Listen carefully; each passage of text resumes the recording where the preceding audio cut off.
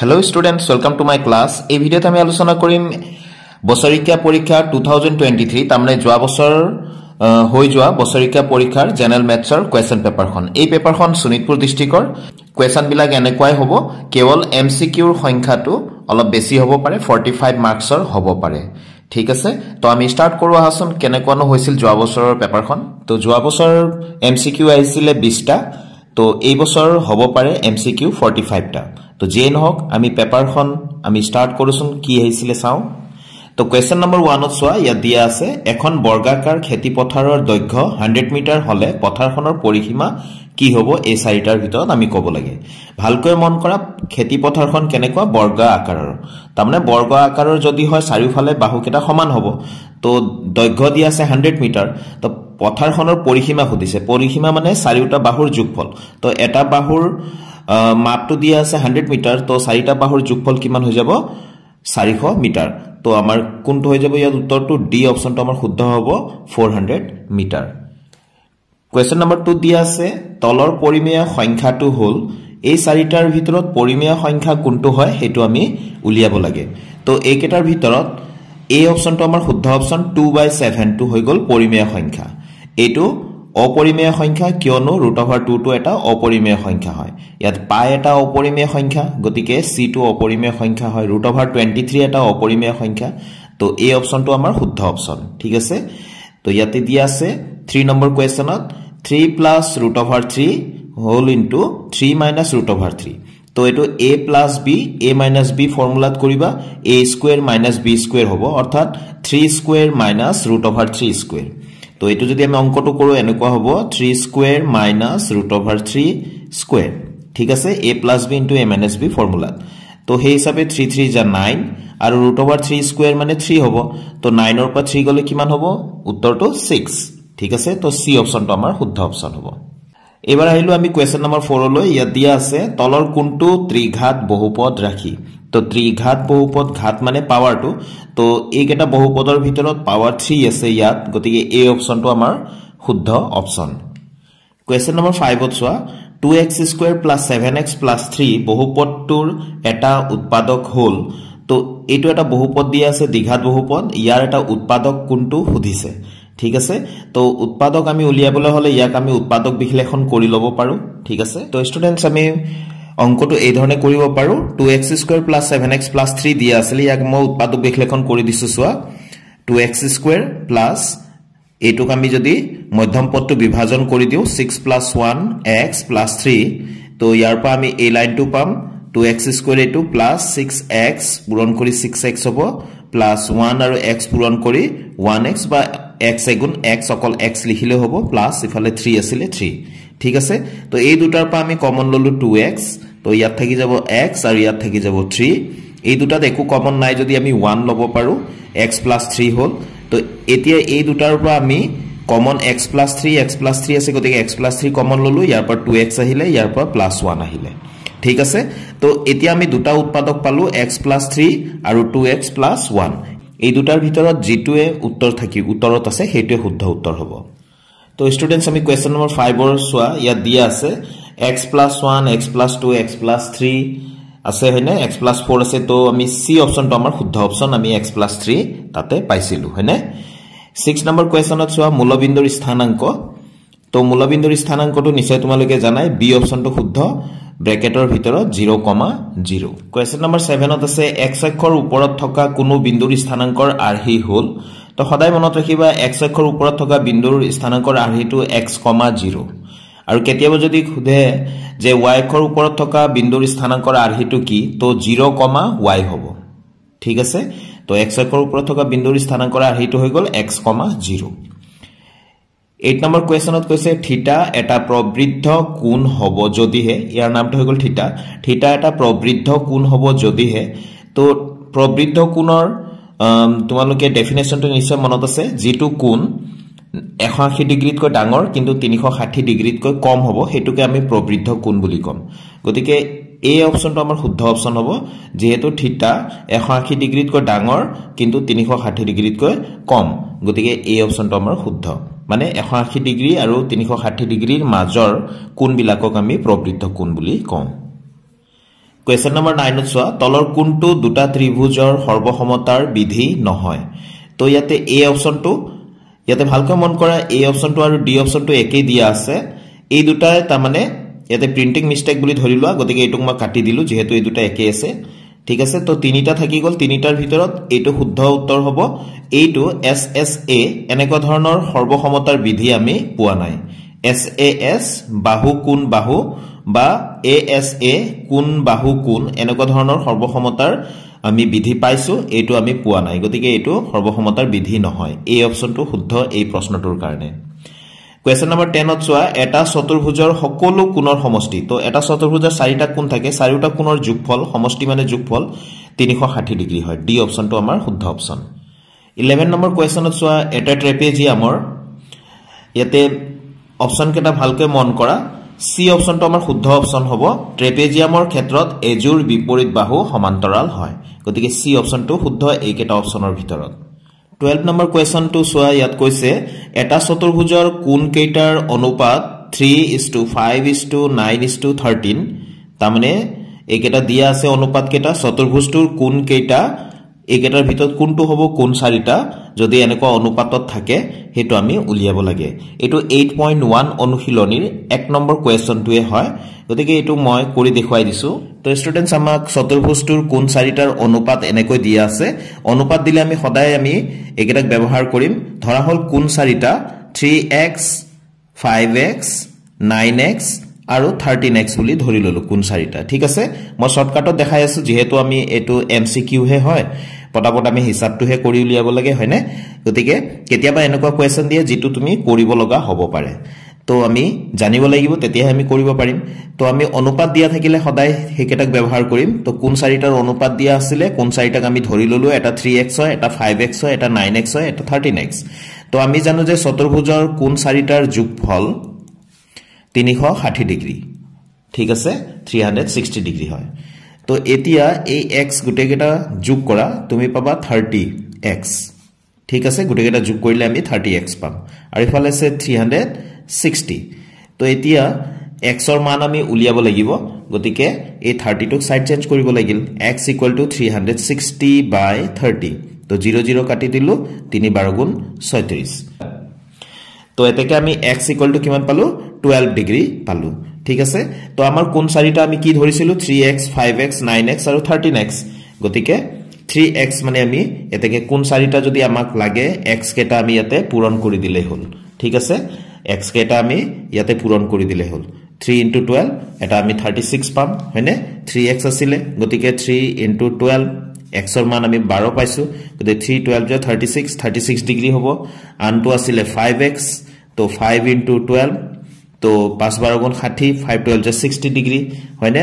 আৰু থাৰ্ড আছিল 9x আমি ধৰি লৈছিলো তো 9 * 12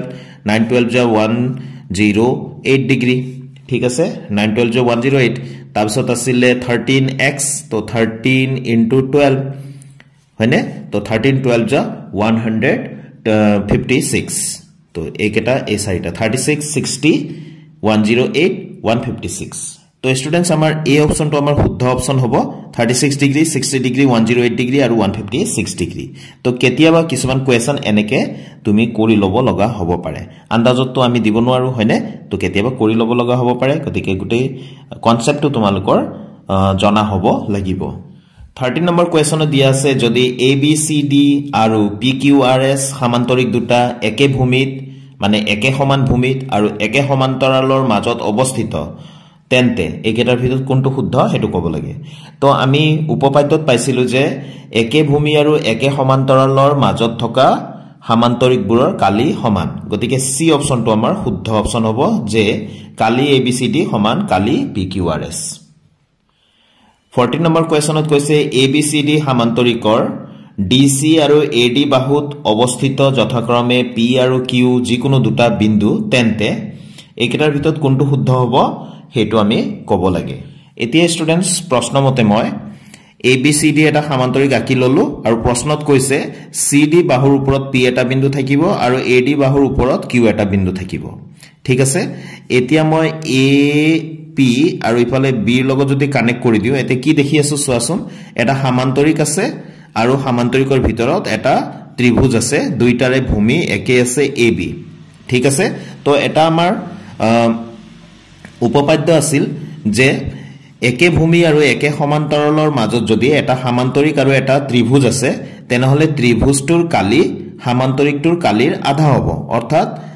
কালিটোক মই AR বুলি লিখি আছো AR মানে কালি কালি APB ত্ৰিভুজটোৰ কালি সমান এটো হ'ব হাফ আধা তাৰ মানে হাফ এৰিয়া ABCD তাৰ মানে এটো সমান্তৰিকটোৰ কালিৰ আধা হ'ব ত্ৰিভুজটোৰ কালি ঠিক আছে ঠিক সেই ধৰণে আকৌ মই যদি ইয়াত Q বিন্দুটো যদি লগাই দিও এনেকে B Q আৰু C এনেকে যদি সংযোগ কৰি দিও আন এটা ত্ৰিভুজ পাইছো সোৱাচোন BQC ত্ৰিভুজ পাইছো ABCD সমান্তৰিকৰ ভিতৰতে এইবাৰ ভূমিটো আছে BC BQC সমান্তৰিকটোৰ ভূমি আৰু ত্ৰিভুজটোৰ ভূমি একে আৰু একেজোৰ সমান্তৰালৰ মাজতে আছে গতিকে এই ক্ষেত্ৰটো কালি BQC সমান হাফ অফ মানে আধা হ'ব কাৰ কালিৰ ABCD যেটো সমান্তৰিক আছে তাৰ কালিৰ গতিকে এতি এইটো আৰু এইটো সোৱাচোন একে সমান পালুনে তাৰ মানে এই দুটাও সমান অৰ্থাৎ APB ত্ৰিভুজৰ কালি আৰু BQC ত্ৰিভুজৰ কালি সমান হ'ব ঠিক আছে তো স্টুডেন্টস কনসেপ্টটো নিশ্চয় বুজি পাইছা তেনেহলে আমাৰ এ অপচনটো শুদ্ধ হ'ব কালি APB সমান কালি BQC ঠিক আছে তো আমি উপপাদ্যবিলাক আমি ভালকে মনত ৰাখিব লাগিব তেতিয়াহে আমি উপপাদ্য মানে যিকোনো কনসেপ্ট ভালকে মনত ৰাখিব লাগিব তেতিয়া আমি MCQ বিলাক শুদ্ধকৈ কৰিব পাৰিম নেক্সট কোৱেশ্চনলৈ যাও 15 নম্বৰ কোৱেশ্চনে দিয়া আছে যদি এটা সমান্তৰিক আৰু এটা ত্ৰিভুজ একে ভূমিৰ ওপৰত আৰু একে সমান্তৰালৰ মাজত থাকে তেন্তে ত্ৰিভুজটোৰ কালি সমান্তৰিকটোৰ কালিৰ কিমান হ'ব সমান হ'ব আধা হ'ব দুগুণ হ'ব ওপৰৰ এটাও নহয় বুলি কৈছে তো অকমান আগতে আমি ডিসকাস কৰিছিলো যে এটা সমান্তৰিক আৰু এটা ত্ৰিভুজ যদি একে ভূমিৰ ওপৰত আৰু একে সমান্তৰালৰ মাজত থাকে তেন্তে হলে ত্ৰিভুজটোৰ কালি সমান্তৰিকটোৰ কালিৰ আধা হ'ব গতিকে বি অপচনটো আমাৰ শুদ্ধ অপচন হ'ব 16 নম্বৰ কোৱেশ্চনত চোৱা যদি AB = QR BC = PR আৰু CA = PQ তেন্তে এইকেটাৰ ভিতৰত কোনটো শুদ্ধ হ'ব মানে কোনটো ত্ৰিভুজ মানে কি নাম দিলে সৰ্বসম হ'ব আনটো ত্ৰিভুজৰ সৈতে হেতু আমি উলিয়াব লাগে তো ইয়া দুটা ত্ৰিভুজ আছে এটা ABC ত্ৰিভুজ আৰু আনটো হৈ গল PQR সেই হিচাপে সৰ্বসমতাৰ শৰ্তমতে আমি তাক ধুনিয়াকৈ সজাব শুদ্ধকৈ সজাব লাগিব স্টুডেন্টস এয়া চোৱা দুটা ত্ৰিভুজ মই আকি ললো ABC ত্ৰিভুজ আৰু PQR ত্ৰিভুজ আৰু প্ৰশ্নত দিয়া শৰ্তমতে মই কিছুমান কাম কৰি থৈছো চোৱাচোন AB এয়া এটা দাগ দি থৈছো AB বাহুটো QR ৰ সৈতে সমান বুলি কৈছিলে এটা এটা দাগ মাৰি থৈছো আৰু BC বাহুটো RP বাহুৰ লগত সমান বুলি কৈছিলে RP বা PR গতিকে ইয়া দুটা দুটা দাগ দি থৈছো আৰু ইফালে CA বাহুটো PQ ৰ বাহুৰ সৈতে সমান বুলি কৈছিলে গতিকে তিনিটা তিনিটা দাগ দি থৈছো তো এই ধৰণৰ কেবাটাও শৰ্ত দিয়া হৈছে ABCD কৰি সোৱাচোন ইয়াতে মই BAC যদি বুলি কওঁ এইটো ত্ৰিভুজক এই ত্ৰিভুজক BAC সোৱা এটা দাগৰ পৰা তিনিটা দাগৰ ফালে গৈছো গতিকে ইয়াতো এটা দাগ আছে এটা দাগৰ পৰা যদি মই এনেকে তিনিটা দাগৰ ফালে যাও মই ক'ব লাগিব RQP তো কিন্তু ইয়াতে RPQ আছে RQP হ'ব লাগে ইয়াতে RPQ আছে গতিকে এটো নহয় তো এটা নহয় এটা হোৱাটো মই দেখুৱাই দিছো যাতে তোমালোকে বুজি পোৱা ইয়াতে CBA বুলি কলে এই ত্ৰিভুজটোৰ যদি আমি নাম দিও CBA সোৱা এতে দুটা দাগৰ পৰা মই এটা দাগৰ ফালে গৈ আছো এনেকৈ তোমালোকে বুজি পাব পাৰা তো CBA এফালে মই দুটা দাগৰ পৰা এটা দাগৰ ফালে আহিম তো PRQ গতিকে এই অপচনটোৰ সৈতে আমাৰ মিলি আছে হয়নে CBA বুলি কওঁ যদি এটুক মই ক'ব লাগিব PRQ কিয় ক'ব লাগিব এটো সোৱা CBA দুটাৰ পৰা এটা লৈ গৈছো গতিকে PRQ দুটাৰ পৰা এটা দাগৰ ফালে আহিছো এনেকে তোমালোকে বুজিবলৈ সহজ হ'ব হেকাৰণে মই এনেকে দেখাই দিছো গতিকে এই শৰ্তটো আমাৰ শুদ্ধ হ'ব গতিকে এটো ক'ত আছে আমি চাও স্টুডেন্টস এ সোৱা C অপচনটো CBA আৰু PRQ এই অপচনটো আমাৰ শুদ্ধ অপচন হ'ব C অপচনটো আমাৰ শুদ্ধ 17 নম্বৰ কোৱেশ্চনত চোৱা এটা বৃত্তৰ বৃহত্তম জিয়াডাল বৃত্তটোৰ ড্যাশ তো এটো হ'ব উত্তৰটো ব্যাস এই অপচনটো আমাৰ শুদ্ধ বৃত্তৰ বৃহত্তম জিয়াডালক আমি ব্যাস বুলি কওঁ তো 18 নম্বৰ কোৱেশ্চন এটা চক্ৰীয় চতুৰ্ভুজক প্ৰতিজোৰ বিপৰীত কোণৰ সমষ্টি এটো হ'ব লাগে অকমান বানান ভুল হৈছে এটা চক্ৰীয় চতুৰ্ভুজৰ প্ৰতিজোৰ বিপৰীত কোণৰ সমষ্টি 180 ডিগ্ৰী বি অপচনটো আমাৰ শুদ্ধ অপচন এটো ৰেডিমেড কোৱেশ্চন বুলি ক'ব পাৰা উপপাদ্যৰ পৰা ডাইৰেক্ট উঠাই দিয়া হৈছে এটা চক্ৰীয় চতুৰ্ভুজৰ বিপৰীত প্ৰতিযোৰ বিপৰীত কোণৰ সমষ্টি 180 ডিগ্ৰী হয় 19 নম্বৰ কোৱেশ্যনত চোৱা এটা ঘনকৰ বাহুৰ দিক 3 সেন্টিমিটাৰ হলে ঘনকটোৰ পৃষ্ঠকালি কিমান হ'ব তো ভালকৈ মন কৰা ঘনকৰ পৃষ্ঠকালিৰ ফৰ্মুলাটো আছিল 6a স্কয়াৰ অৰ্থাৎ 6 ইনটু বাহু স্কয়াৰ এনেকৈ হ'ব 6 ইনটু a স্কয়াৰ অৰ্থাৎ 6 ইনটু বাহু স্কয়াৰ ঘনকৰ পৃষ্ঠকালি তো 6 বাহুৰ মান কিমান দিয়া আছে 3 দিয়া আছিল গতিকে 3 স্কয়াৰ আছে স্কয়াৰ তো 3 3 যা 9 6 ইনটু 9 9 6 যা 54 ঠিক আছে তো স্টুডেন্টস আমাৰ ডি অপশনটো শুদ্ধ হ'ব 54 সেন্টিমিটাৰ স্কয়াৰ এবাৰ আহিলো 20 নম্বৰ কোৱেশ্যনলৈ এটা ঘটনাৰ সম্ভাৱিতা থাকে ইয়াতে ডি অপশনটো শুদ্ধ 0 আৰু 1 ৰ মাজত সদায় মনত ৰাখিবা 0 আৰু 1 সমন্বিতে 0 আৰু 1 টো থাকে কিন্তু ইয়াতে এইকেটা অপশনৰ ভিতৰত ডি অপশনটো আমাৰ শুদ্ধ অপশন 0 আৰু 1 ৰ মাজত এটা ঘটনাৰ সম্ভাৱিতা থাকে তো স্টুডেন্টস এইখিনি আছিল এমসিকিউ এটো কোৱেশ্যন পেপাৰৰ জবাবৰ 20টা দিছিলে তো এবাৰ 20টাতকৈ বেছি হ'ব আৰু জবাবৰ কিন্তু এটা আছিল সেকশন বি যিখিনি 1 নম্বৰীয়া প্ৰশ্ন আছিল একেটানো কেনেকৈ কৰিম যদি এইকেটা কোৱেশ্যনকে যদি এমসিকিউ দিয়ে আমি কেনেকৈ কৰিব লাগে হেতু আমি কৰো আহা গতিকে সেকশন বি টো আলোচনা কৰোছন তো ইয়াতে কৈছে 1/4 ভগ্নাংশটোৰ শতকৰা ৰূপ কি হ'ব তো স্টুডেন্টস 1/4 মই লিখি ললো যিকোনো সংখ্যাকে যদি ভগ্নাংশ ৰূপত যদি প্ৰকাশ কৰিব দিয়ে সদায় 100% বা 100% দি আমি পূৰণ কৰিব লাগে তো আমি পূৰণ কৰাৰ লগে লগে এই তলৰ 4 ৰে 100 টো কাটিব পাৰো 4 25 গুণ 100 425 যা 100 25 1 যা 25 আৰু পাৰ্চেন্টেজ সাইনটো তো আছে গতিকে 25% এবাৰ কোৱেশ্যন আছে 22 নম্বৰত 7 সেন্টিমিটাৰ ব্যাসাৰ্ধযুক্ত বৃত্তৰ পৰিসীমা কিমান গতিকে এই অংকটো আমি কৰিব জানিলে এই কোৱেশ্যনটোকে যদি আমাৰ এমসিকিউ দিয়ে তেনেহলে আমি সহজতে কৰিব পাৰিম হয়নে গতিকে এতিয়া কৈছে যে বৃত্ত এটাৰ পৰিসীমা খুদিছে পৰিসীমা বা পৰিধি যাৰ ব্যাসাৰ্ধ আছে 7 সেন্টিমিটাৰ স্টুডেন্টস বৃত্তৰ পৰিধিৰ ফৰ্মুলাটো হৈ গল 2 পাই r তো 2 পাই r 2 টো আমি লিখিলো পাই মানে 22/7 ইয়াৰ আমি মানটো আমি এনেকৈ পাতিবই লাগিব আৰু r মানে হৈ গল ব্যাসাৰ্ধৰ মানটো দিয়া আছিল 7 হয়নে গতিকে আমি এই 7 7 কাটি দিলো 2 আৰু 22 পূৰণ কৰিলে আমি পাম 44 সেন্টিমিটাৰ যেহেতু পৰিধি উলিয়াব দিয়া আছিল গতিকে ইমান হৈ গল আমাৰ পৰিধি এবাৰ কোৱেশ্যন আছে 23 নম্বৰত সৰল কৰা 4/√7 + √3 হৰটো পৰিমেয়কৰণ কৰা পদ্ধতিৰে আমি এইটো সৰল কৰিব লাগিব তো স্টুডেন্টস অংকটো মই লিখি ললো হৰটো যদি পৰিমেয়কৰণ কৰিব লাগে আমি কেনেকৈ লিখিম সো একেবাৰে ইজি আগতে অংকটো যি আছে তাকে মই লিখি ললো ঠিক আছে এটো মই ব্র্যাকেট দিলো এফালো ব্র্যাকেট স্টার্ট কৰিম জি আছে মই তাকে লিখিম কিন্তু ইয়াতে প্লাস থাকিলে মই ইয়াতে মাইনাস লিখিম ইয়াতে মাইনাস যদি থাকে ইয়াতে প্লাসত লিখিম যেহেতু প্লাসত আছে মই মাইনাস লিখি আছো ঠিক আছে এয়া লিখিলো যেহেতু এইখিনি পার্ট আগতে নাছিলে আমি এক্সট্রা কৈ লৈছো গতিকে আমি লবটো ইয়াক পূৰণ কৰিব লাগিব এইখিনি ঠিক আছে তো এনেকৈ আমি স্টাৰ্ট কৰিম এতিয়া তলত চোৱা a + b a - b ফৰ্মুলাত আহি গল তো হেতু হিচাপে মই লিখিম প্ৰথমটোৰ স্কয়াৰ মাইনাস দ্বিতীয়টোৰ স্কয়াৰ ফৰ্মুলা মতে এনেকৈ লিখিম তাৰপিছত ওপৰত যি আছে আমি তেনেকৈ ৰাখিলো ঠিক আছে তাৰপিছত এতিয়া নেক্সট লাইনত আমি হৰত চোৱা স্কয়াৰ থাকিলে √ওভাৰ কেনসেল 7 পালো ইয়াতে আমি পাম 3 আৰু এটো যেনেকৈ আছে তেনেকৈ ৰাখিলো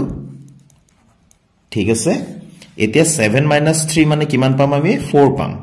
ওপৰত 4 আছিল আগৰ পৰা √7 - √3 আছে এইখিনি তো a4 কাটি দিলো তো আমাৰ আনসাৰটো হ'ব √7 - √3 এটো আকৌ বিয়োগ কৰি নিদিবা ঠিক আছে এটো বিয়োগ নহব √7 আৰু √3 যোগ বা বিয়োগ নহয় ঠিক আছে তো আমি এনেকৈ উত্তৰটো এৰিব লাগিব তো স্টুডেন্টস কেতিয়াবা এটুকে এমসিকিউ দি দিব প্ৰশ্নটো এনেকৈ দি দিব এটো দিয়া থাকিব ইয়াৰ সমান তলৰ কোনটো তো এ বি সি ডি মানকেটা দিয়া থাকিব আমি যেটো উত্তৰ পালো এতে অংক কৰি সেই মানটো যত থাকিব হেতু আমাৰ শুদ্ধ উত্তৰ হ'ব ঠিক আছে 24 নম্বৰ কোৱেশ্যনত চোৱা মান উলিওৱা কৈছে 32 আৰু পাৱাৰত আছে 2/5 তো স্টুডেন্টস চোৱা মই ইয়াতে অকমান কৰি থলো 32 আৰু পাৱাৰত দিয়া আছে 2/5 32 ক আমি 2 টু দি পাৱাৰ 5 লিখিব পাৰো মানে 2 5টা পূৰণ কৰিলে আমি 32 পাওঁ গতিকে 2 টু দি পাৱাৰ 5 আৰু আগৰ পৰা যেটো পাৱাৰ আছে হেতু এবাৰ যেটো পাৱাৰ পালো তাৰ লগত পূৰণ হ'ব তো 5 আৰু 2/5 পূৰণ হলে এই 5 5 কটা যাব গোটা সংখ্যা মানে সদায় ওপৰৰ আৰু তলৰ এটা কাটিব পাৰো তো আমাৰ থাকি গল 2 টু দি পাৱাৰ 2 অৰ্থাৎ 2 স্কয়াৰ মানে দুটা 2 পূৰণ কৰিব লাগে তো উত্তৰটো হৈ যাব 4 ঠিক আছে তো এই ধৰণৰ প্ৰশ্ন দি পেলাই সমান চিন দি দিব আৰু তলত ABCD ৰে মানকেটা দি দিব তো তোমাৰ শুদ্ধ উত্তৰটো হ'ব তেতিয়া যত 4 থাকিব সেই অপচনটো নেক্সট কোৱেশ্চনটো চোৱা 7 to the power half আৰু 8 to the power half ইয়াক সৰল কৰিব দিছে তো সদায় মনত ৰাখিবা একো চিন নাই মানে দুটাৰ মাজত ইয়াত পূৰণ চিন আছে আৰু যদি পাৱাৰ বিলাক যদি একে হয় পূৰণত তেনেহলে আমি এই ভূমিকেটা আমি এনেকে পূৰণ কৰি লম আৰু পাৱাৰটোক এবাৰ লিখিলেই হল এনেকে ঠিক আছে তো 7 8 যা 56 to the power half এটো আমাৰ উত্তৰটো তো স্টুডেন্টস মই শৰ্ট কোয়েশ্চন কেটা এখানে আলোচনা কৰি আছো শৰ্ট কোয়েশ্চনস কেটা এই ধৰণেও দিব পাৰে বা MCQ হিচাপেও দিব পাৰে তো যেন হক MCQ এ দিওক বা শৰ্ট কোয়েশ্চন হিচাপে দিওক আমি কৰিবতো লাগিবই কৰিব জানিলেহে আমি MCQ দিলেও একেটা আমি প্ৰশ্ন কেটাৰ উত্তৰ কেটা আমি শুদ্ধ উলিয়াব পাৰিম হয়নে তো এতিয়া সোয়া 26 নম্বৰ কোৱেশ্চনত দিয়া আছে 4 - y² বহুপদটোৰ মাত্ৰা উলিওৱা মাত্ৰা মানে হৈ গল বহুপদটোৰ হাইয়েস্ট পাৱাৰটো তো ইয়াতে 2 আছে পাৱাৰ গতিকে এই বহুপদটোৰ মাত্ৰা কি হ'ব 2 হ'ব 2 হ'ব বহুপদটোৰ মাত্ৰা 27 নম্বৰ কোৱেশ্চনত কৈছে x = -1 হলে fx = 5x - 4x² - 13 ৰ মান উলিওৱা তো এটো px এ হোক বা fx এ হোক এটো হৈ গল নাম মেইন বহুপদটো হৈ গল এইখিনি ঠিক আছে এইখিনিত x ৰ মান -1 পাতিব লাগে যত যত x আছে তাতে -1 পাতিব লাগে -1 পাতি আমি যোগ বিয়োগ জি কৰিব লাগে কৰি লৈ প্লাই আমি মানটো উলিয়াব লাগে তো স্টুডেন্টস মই অংকটো ইয়াতে পাতি লৈছো আৰু x ৰ মান দি আছে -1 তো 5 into x ৰ ঠাইত -1 পাতিব লাগে আমি -1 পাতি ললো মাইনাস এটো 4 আছে 4 পাতি ললো into x² অৰ্থাৎ x ৰ ঠাইত আমি কি পাতি -1 আৰু স্কয়াৰ আছে কাৰণে স্কয়াৰ দিম মাইনাস ইফালে 13 আছিল 13 আমি লিখিম ঠিক আছে তো x ৰ মান আমি -1 পাতি ললো তো এতিয়া 5 into -1 -5 হ'ব আৰু -4 আছে আৰু into এটো -1 স্কয়াৰ আছে স্কয়াৰ বা পাৱাৰটো যদি জুৰিয়া থাকে ভিতৰৰ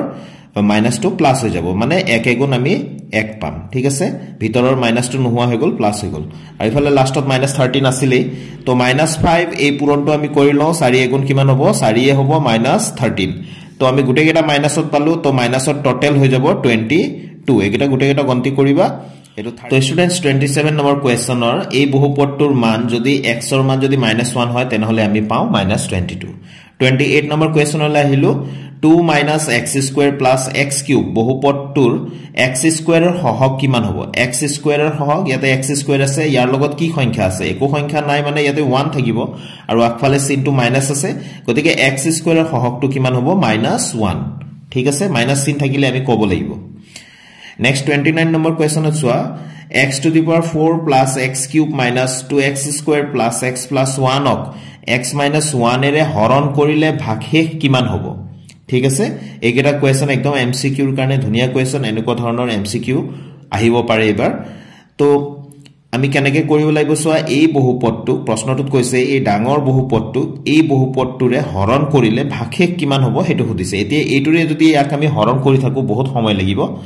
গতিকে কৰাৰ টেকনিকটো মই দেখাই দি আছো তো স্টুডেন্টস আমাক কৈছে এই বহুপদটোৰে এই ডাঙৰ বহুপদটোক হৰণ কৰিলে ভাগশেষ কিমান হ'ব হেতু সুধিছে তো আমি প্ৰথমতে জিটোৰে হৰণ কৰিব লাগে ভাজক ইয়াৰ আমি কি উলিয়াই লম এটো ডিভিজৰ বা ভাজক ইয়াৰ আমি শূন্যটো উলিয়াই লম অৰ্থাৎ ইকুৱেল শূন্য দি প্লাই x ৰ মানটো উলিয়াই লম তো x ৰ মান কিমান হ'ব এই -1 টো আমি সাইড চেঞ্জ কৰিলে +1 হৈ যাব ঠিক আছে তো x ৰ মান কিমান পালো 1 এই 1 টো আনি প্লাই আমি ইয়াত যত যত x আছে তাতে আমি পাতি প্লাই আমি যোগ বিয়োগ পূৰণ হৰণ জি কৰিব লাগে আমি হিসাবখিনি কৰি লব লাগিব আৰু জিটো উত্তৰ হ'ব হেতুৱে ভাগশেষ তো এতিয়া 1 পাতিলো 1 ৰ পাৱাৰ 4 আছে ইয়াতে পাৱাৰ 4 আছে যেহেতু পাতিলো x ৰ ঠাইত আমি 1 পাতিলো পাৱাৰ 3 আছে 2 into x² অৰ্থাৎ 1² plus x মানে 1 পাতিলো plus 1 এই হেখৰ 1 টো এটো 1 to the power 4 মানে x চাৰিটা পূৰণ কৰিব লাগে x যিমানটাই পূৰণ নকৰা কিয় আমি 1 গুণ 1 পাম ইয়াতো আমি 1 গুণ 1 পালো ইয়াতো আমি এটো 1 গুণ 1 পাম 2 ৰে পূৰণ কৰি দিলো 2 গুণ 2 প্লাস ইফালে 1 + 1 আমি 2 পালো ঠিক আছে এই -2 + 2 আমি কাটি দিলো যেহেতু 2 বিয়োগ 2 শূন্য হৈ যাব থাকি গল 1 + 1 1 + 1 কিমান হৈ যাব 2 তো আমাৰ ভাগশেষ কিমান হ'ব এই বহুপদটোৰে যেতিয়া এই ডাঙৰ বহুপদটো হৰণ কৰিম আমি ভাগশেষ বা ৰিমাইন্ডাৰ আমি কিমান পাম 2 পাম ঠিক আছে তো এটো হৈ গল আমাৰ আনসাৰটো 13 নম্বৰ কোৱেশ্চনত কৈছে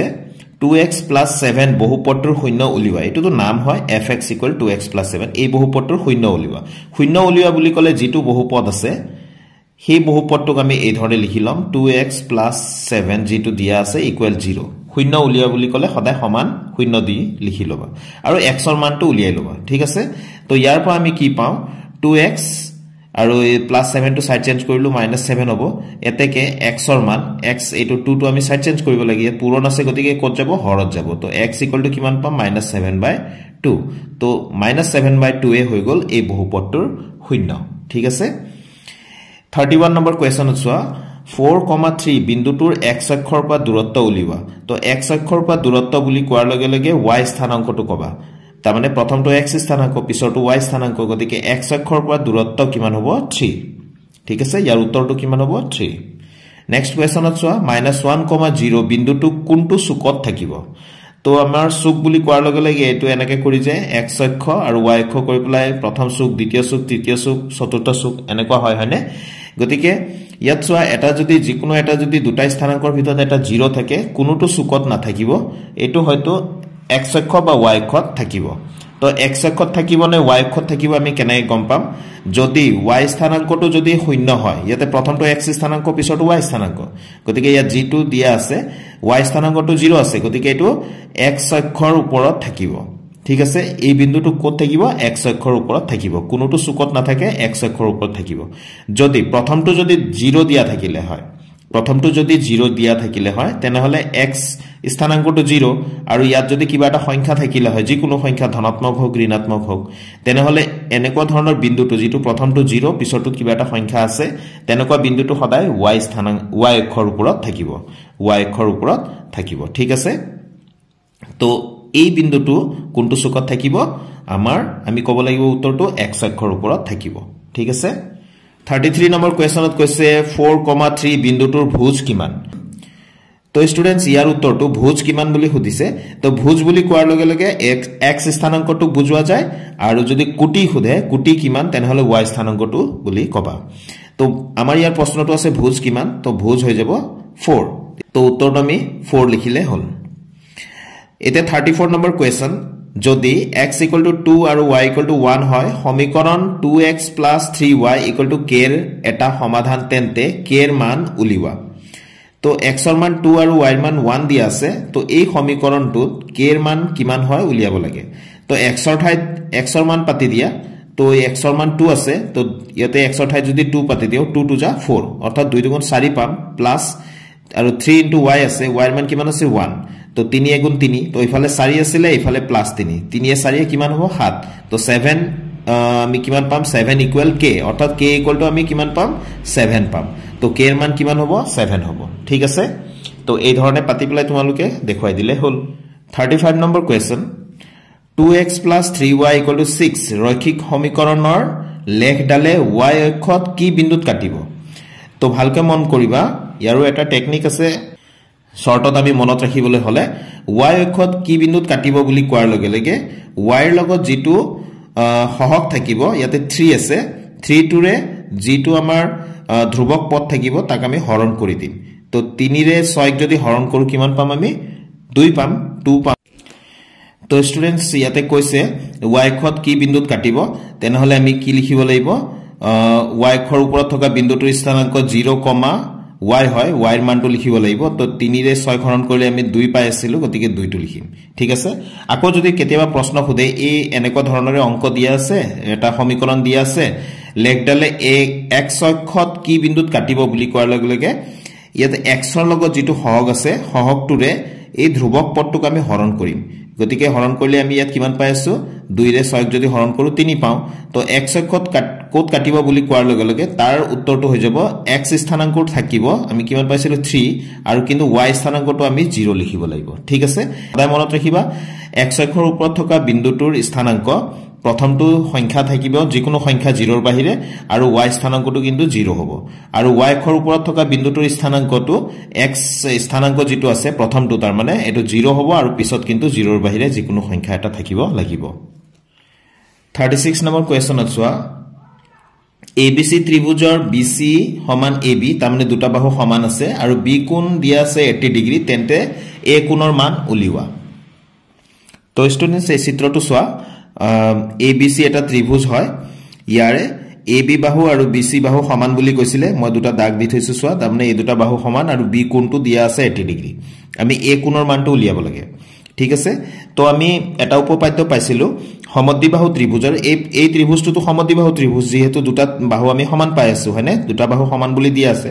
তো সমদ্বিবাহু ত্ৰিভুজৰ সমান বাহু দুটাৰ বিপৰীত কোণ দুটা সমান তাৰমানে এই বাহু দুটা যদি সমান হয় এই বাহুৰ বিপৰীত কোণ এইটো আৰু এই বাহুৰ বিপৰীত কোণ এইটো তাৰমানে এই কোণ দুটা সমান হ'ব তো আমি এই কোণ দুটাক আমি x বুলি ধৰি ললো ঠিক আছে তো আমি জানো যে এটা ত্ৰিভুজৰ তিনিটা কোণৰ সমষ্টি 180 ডিগ্ৰী তো x প্লাস আৰু এটা আছে 80 ডিগ্ৰী গুটেইটা মিলি 180 ডিগ্ৰী হ'ব লাগে তো x plus x 2x আৰু ইফালে 180 আছে আৰু প্লাস 80 টো আমি সাইড চেঞ্জ কৰি দিলু -80 হ'ব ঠিক আছে তো এতিয়া x ইকুৱেল এটো 2 টো ইয়াত ৰাখিটো লাভ নাই x ৰ মান উলিয়াব লাগে তো 2 টো সাইড চেঞ্জ হলে ক'ত যাব হৰত যাব আৰু এই দুটাৰ পৰা বিয়োগ কৰিলে আমি পাও 100 তো 2 ৰে 100 ক আমি कैंसिल কৰিলে আমি পাও 50 তো এতেকে x ৰ মান আমি কিমান পালো 50 ডিগ্ৰী তো x মানে a কোণ আছিলে a কোণৰ মানটো আমি কিমান পালো 50 ডিগ্ৰী তো देयरफॉर एंगल a = 50 ডিগ্ৰী এই ধৰণে তোমালোকে অংকটো কৰি দেখাব পাৰা এই কোৱেশ্চন কেটা স্টুডেন্টস মই আগতে কৈছো আকবাৰ কৈছো এমসিকিউৰ কাৰণে খুবেই পাৰফেক্ট এনেকুৱা ধৰণৰ কোৱেশ্চন বিলাকে থাকিব এমসিকিউত গতিকে এমসিকিউত যদি থাকে তোমালোকে কেৱল পটাপট হিসাবটো কৰি কোনটো হয় উত্তৰ হেতু উলিয়ালে হল আৰু যদি 2 নম্বৰীয়া বা 1 নম্বৰীয়া কোৱেশ্চন বিলাকে এই ধৰণে দি দিয়ে তেনেহলে তুমি কৰি দেখুৱাব লাগিব মই যি ধৰণে কৰি দেখুৱালো ঠিক আছে এবাৰ 37 নম্বৰ কোৱেশ্চনে দিয়া আছে এটা বৃত্তটো থকা সমতল খনক কেইটা ভাগত ভাগ কৰে তো বৃত্ত এটাই সমতল খনক সদায় তিনিটা ভাগত ভাগ কৰে সদায় মনত ৰাখিবা এটো ইম্পৰ্টেন্ট কোৱেশ্চন 38 নম্বৰ কোৱেশ্চনে দিয়া আছে 5 সেন্টিমিটাৰ আৰু 3 সেন্টিমিটাৰ ব্যাসাৰ্ধৰ বৃত্ত দুটাই দুটা বিন্দুত কটাকটি কৰিছে আৰু সিহঁতৰ কেন্দ্ৰৰ দূৰত্ব 4 সেন্টিমিটাৰ তেন্তে সাধাৰণ জিয়াডালৰ দৈৰ্ঘ্য উলিওৱা তো এই কোৱেশ্চনটো ভালকে মনত ৰাখিবা এটো 10.4 অনুশীলনীত আছে কোৱেশ্চনটো 1 নম্বৰ প্ৰশ্নৰে ইয়াৰ উত্তৰটো খুব দীঘল হয় মোৰ ভিডিও তোমালোকে চাই লব পাৰিবা তা দিয়া আছে একেবাৰে সহজ কিন্তু দীঘল তো ইয়াৰ উত্তৰটো হৈ যাব 6 সেন্টিমিটাৰ তোমালোকে উত্তৰটো ইয়াৰ মনত ৰাখিবা এই কাৰণে কেতিয়াবা এটো এমসিকিউত আহে দীঘল উত্তৰ হয় ইয়াৰ গতিকে ইয়াৰ উত্তৰটো তোমালোকে মনত ৰাখি থবা সাধাৰণ জিয়াডালৰ দৈৰ্ঘ্য 6 সেন্টিমিটাৰ হ'ব 39 নম্বৰ কোৱেশ্চনত কৈছে এটা সমকোণী ত্ৰিভুজৰ ভূমি 8 সেন্টিমিটাৰ আৰু উচ্চতা 6 সেন্টিমিটাৰ হলে ত্ৰিভুজটোৰ কালি উলিওৱা তো আমি জানো যে ত্ৰিভুজৰ কালি হৈ গল হাফ পূৰণ ভূমি 8 আছে পূৰণ উচ্চতা কিমান আছে 6 তো 2 ৰে আমি 8 কাটি দিলু 2 4 গুণ 8 থাকি গল 4 * 6 6 4 যা 24 সেন্টিমিটাৰ থাকিলে সেন্টিমিটাৰ স্কয়াৰ দি দিবা বা বৰ্গ সেন্টিমিটাৰ লিখি দিলে হল আনসাৰটো হৈ যাব 24 সেন্টিমিটাৰ স্কয়াৰ 14 নম্বৰ কোৱেশ্চনত দিয়া আছে এটা সমদ্বিবাহু ত্ৰিভুজৰ ভূমি 2 সেন্টিমিটাৰ আৰু সমান বাহু দুটাৰ প্ৰত্যেককে 4 সেন্টিমিটাৰ হলে ত্ৰিভুজটোৰ অৰ্ধ পৰিসীমা উলিওৱা ভালকে মন কৰা এটো সমদ্বিবাহু ত্ৰিভুজ যাৰ ভূমিৰ যোগটো দিয়া আছে 2 সেন্টিমিটাৰ তাৰমানে এটা বাহুৰ যোগ দিয়া আছে 2 সেন্টিমিটাৰ আৰু সমদ্বিবাহু ত্ৰিভুজ মানে যিকোনো দুটা বাহু সমান বাহু দুটাৰ প্ৰত্যেককে 4 সেন্টিমিটাৰ অৰ্থাৎ দুটা বাহু আছে যাৰ দুইটাৰে যোগ 4 সেন্টিমিটাৰ ত্ৰিভুজটোৰ অৰ্ধ পৰিসীমা অৰ্থাৎ পৰিসীমাৰ আধাটো উলিয়াব লাগে তো পৰিসীমা কিমান হ'ব ত্ৰিভুজটোৰ আগতে আমি হেতু উলিয়াই লওঁ সমদ্বিবাহু ত্ৰিভুজৰ পৰিসীমাটো হৈ যাব এই সমদ্বিবাহু ত্ৰিভুজৰ 4 + 4 8 + 2 মানে কিমান হৈ যাব 10 সেন্টিমিটাৰ মানে ত্ৰিভুজৰ পৰিসীমা মানে বাহু কেটাৰ যোগফল তো টোটাল বাহুৰ যোগফল হৈ গল 10 সেন্টিমিটাৰ অৰ্ধ পৰিসীমা এতেকে অৰ্ধ পৰিসীমা কিমান হ'ব 10/2 অৰ্থাৎ অৰ্ধ মানে আধা কৰিব লাগে 10ৰ আধা কিমান হৈ যাব 5 সেন্টিমিটাৰ গতিকে ইয়াৰ উত্তৰটো হৈ যাব 5 সেন্টিমিটাৰ ঠিক আছে 41 নম্বৰ কোৱেশ্চনত এটা গোলকৰ ব্যাসাৰ্ধ 14 সেন্টিমিটাৰ হলে গোলকটোৰ পৃষ্ঠকালি উলিওৱা গোলকৰ পৃষ্ঠকালি উলিয়াবলৈ হলে আমি ফৰ্মুলাটো জানিব লাগিব গোলকৰ পৃষ্ঠকালি মানে 4πr² গোলক মানে এটা ফুটবল ধৰিলবা তো 4πr² ব্যাসাৰ্ধ দিয়া আছে r ৰ মান দিয়া আছে 14 সেন্টিমিটাৰ ঠিক আছে তো 4 পাই এৰ মান আমি 22/7 আমি লম আৰু r² মানে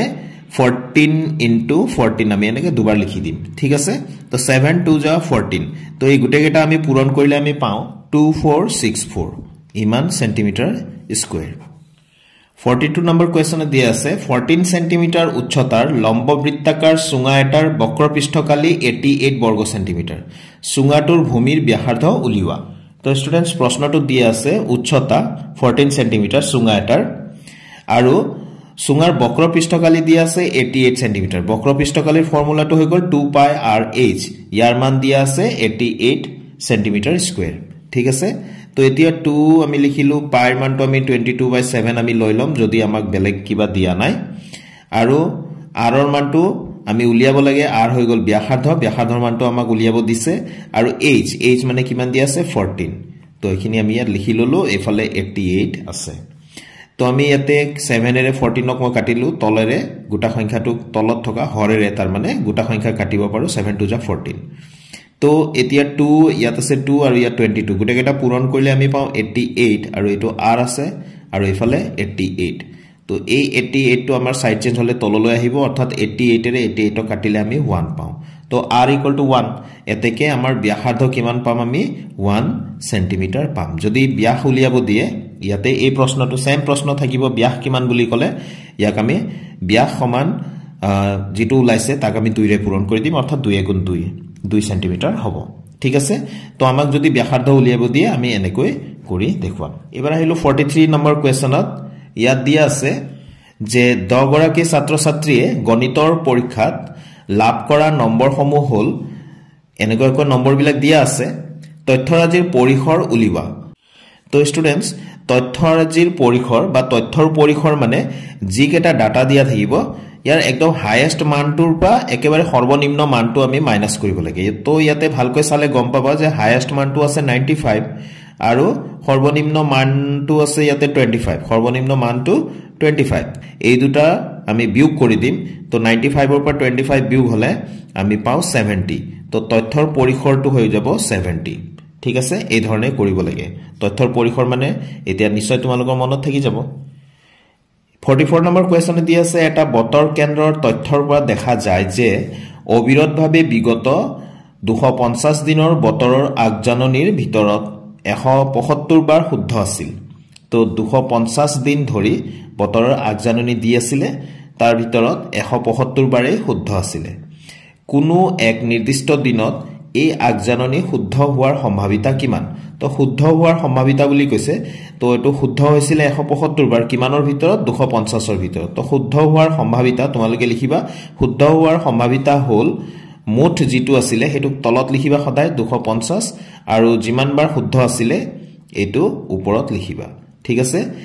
তো এতিয়া আমি যদি কটাকটি কৰো 25 এৰে 175 ক আমি 7 বাৰ কাটিব পাৰো 25 7 * 175 আৰু 25 এৰে 250 ক 10 বাৰ কাটিব পাৰো তো আমি যদি লঘিষ্ঠ আকাৰলৈ নিও তেনে হলে আমাৰ এটো হৈ যাব 7/10 ঠিক আছে কিন্তু ভুলকৈ কটাকটি নকৰিবা তো আমাৰ সম্ভাৱিতাটো হৈ যাব 7/10 এতিয়া কৈছে লুডুগুটি এটা এবাৰ দলিয়ালে 4 অহাৰ সম্ভাৱিতা কিমান তো লুডুগুটিটোত মুঠ পিঠি আছে 6টাৰ ভিতৰত 4 কেইটাত আছে কেইটা পিঠিত এটা পিঠিত গতিকে 4 অহাৰ সম্ভাৱিতা হৈ গল 1/6 এটো হৈ গল আমাৰ শুদ্ধ উত্তৰ তো স্টুডেন্টস এই ভিডিওত থকা 1 নম্বৰীয়া যিমান কোৱেশ্যন আছিল এমসিকিউ আৰু ভিএসএ যিখিনি এমসিকিউ প্ৰশ্ন হিচাপে আহিব পাৰে ইম্পৰ্টেন্ট হেকানে মই কৰি দিলো তো সম্পূৰ্ণ কৰা হল হেখিনি এ সেকশন আৰু বি সেকশন ইয়াতে সেকশন সি আৰু সেকশন ডি আছে যিবিলাক 2 মাৰ্কস আছে বা তাতকৈ বেছি নম্বৰৰ হেখিনি আমি পিছৰ ভিডিওত আমি ডিসকাস কৰিম তো আজিৰ ভিডিওটো ইয়াতে সামৰিছো স্টুডেন্টস আশা কৰো এই ভিডিও তোমালোকক অকমান হলেও সহায় কৰিব thank you students keep watching my channel